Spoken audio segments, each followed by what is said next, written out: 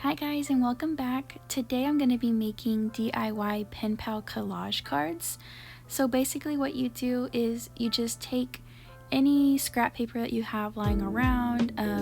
I have some paint chip cards that you can get for free at Walmart, at Home Depot, and you can use that or you can use scrap paper.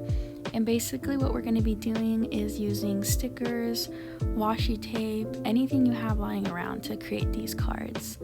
I'm not going to be talking through the process, I'll just let you guys watch, but that's basically all the materials you would need for this. So it's a really good way of getting rid of just extra stuff that you have lying around that you don't necessarily want to throw away. I hope you guys like this and let me know what you guys think in the comments below. Thanks, bye.